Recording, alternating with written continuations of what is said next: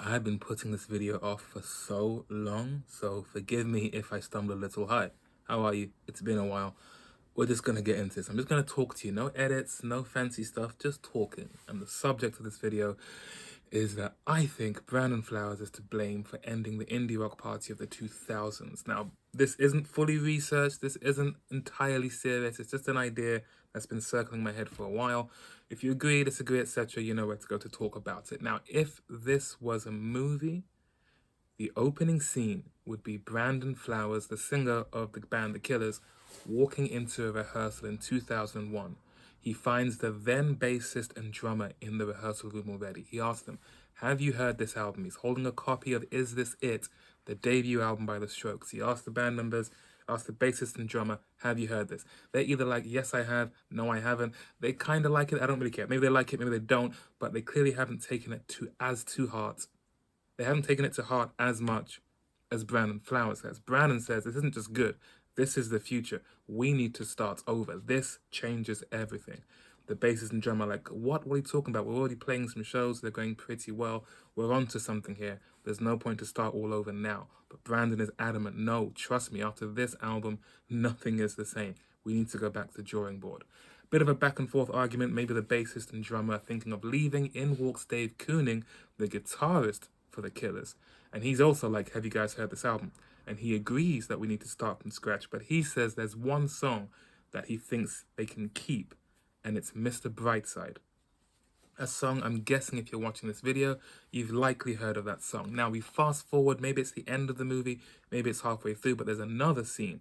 It's the Strokes, it's Julian Casablancas. They finished their tour for their second album, Room on Fire, and they're about to really start the sessions for their third album. They're back with the same producer, Gordon Raphael, but there's this song that Julian just keeps hearing on the radio. So he finally asks someone, "What is this song?"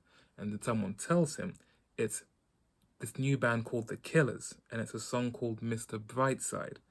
And Julian says, "How come I'm hearing this song all over the place when it sounds like this band is riding the wave that we started?" And that leads to the Strokes mixing things up for the third album, working with a different producer, and essentially the curtain slightly being pulled on the party of the indie rock scene of the 2000s. That hopefully somewhat sets the scene for what I'm talking about. I'd watch that movie, by the way. I don't know if maybe like Bohemian Rhapsody, they will make a whole bunch of movies about the bands from that scene. As if Meet Me in the Bathroom wasn't enough, which is a book I can't recommend enough. Anyway, so when I'm talking about the indie rock party of the 2000s, you already know about the bands I'm talking about: the Strokes, the Hives, Block Party, Franz Ferdinand, Libertines, Yeah Yeah Yeahs, Interpol, etc., etc. But the emphasis here is on the party side of things.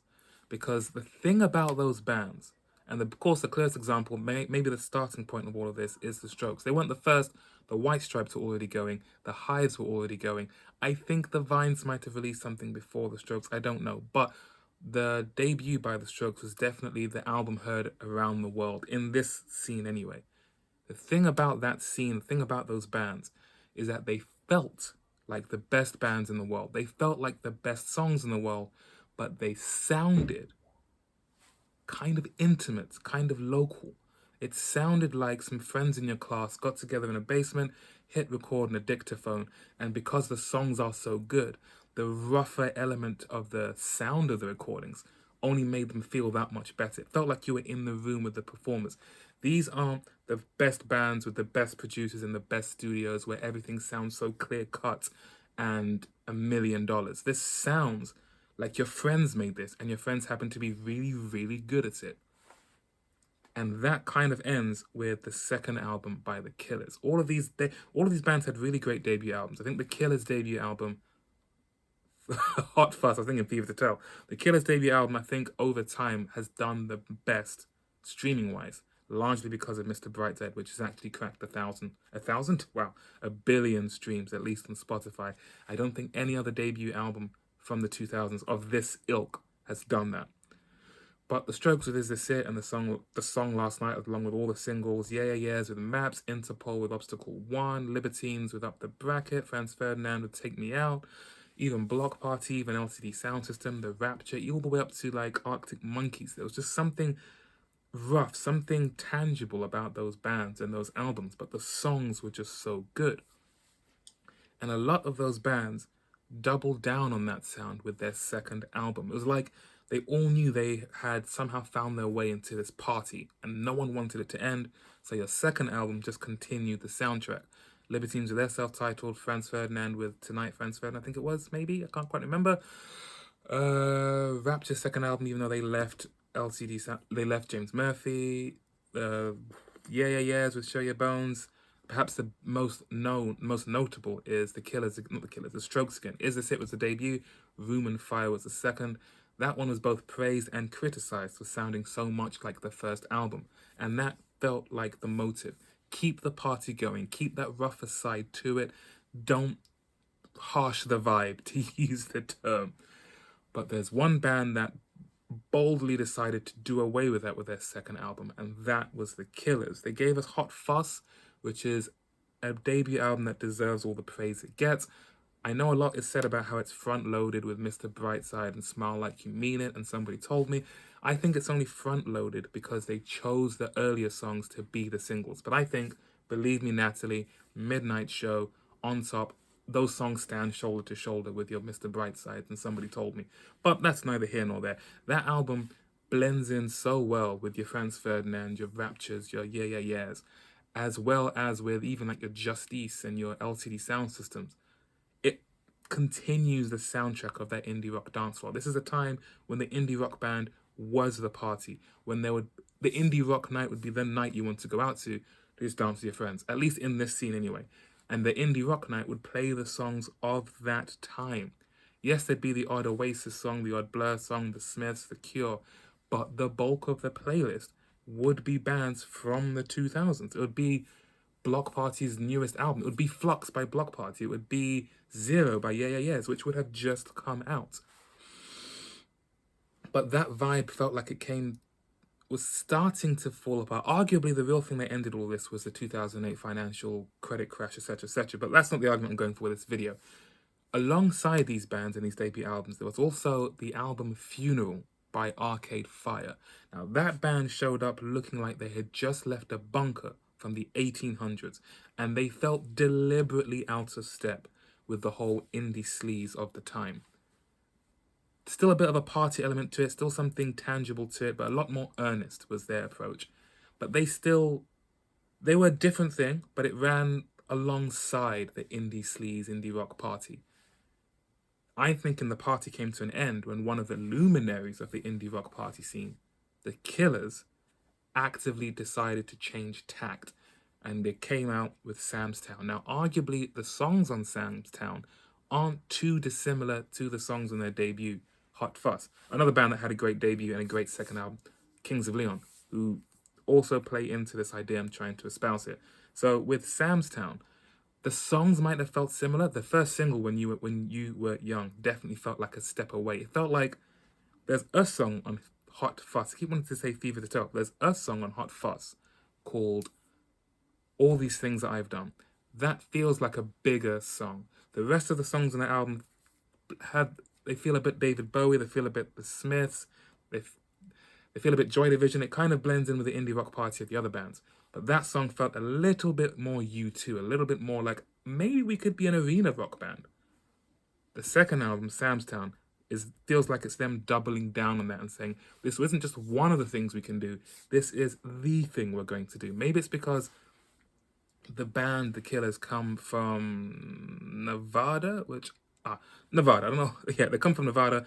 They're not from London. They're not from New York. They're not from maybe their inner city party scene. They're from the middle of nowhere. And maybe for them, this was more of their ticket out. This was their one chance to do something, go somewhere. Whereas with bands like The Strokes, a lot has been said about their background and how arguably a lot of those bands came from means. So maybe for them it wasn't such a careerist thing, but for the Killers it felt like it was, and this album felt like a decision to pursue that. Because the first album has a song, All These Things That I've Done, that leans a little towards the arena rock side. Sam's Town is them going full tilt in that direction.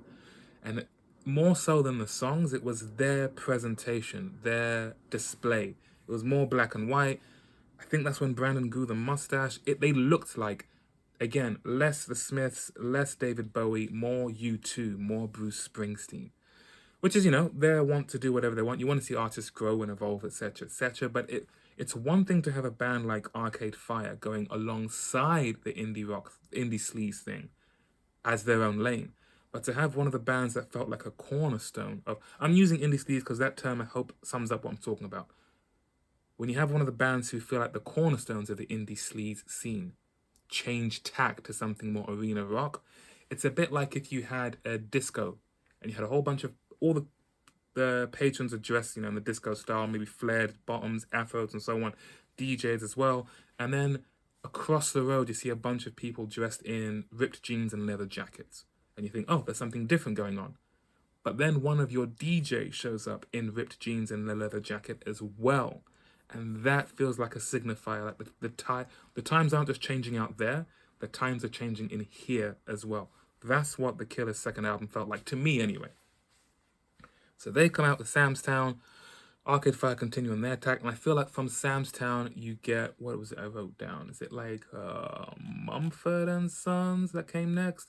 Yeah, you got Sam's Town, you've got Hot Fuss June 2004, you've got the Strokes coming out with First Impressions of Earth January 2006, you've got Sam's Town September 2006.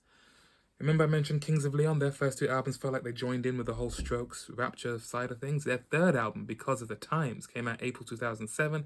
They also felt like they were going for the arena rock thing.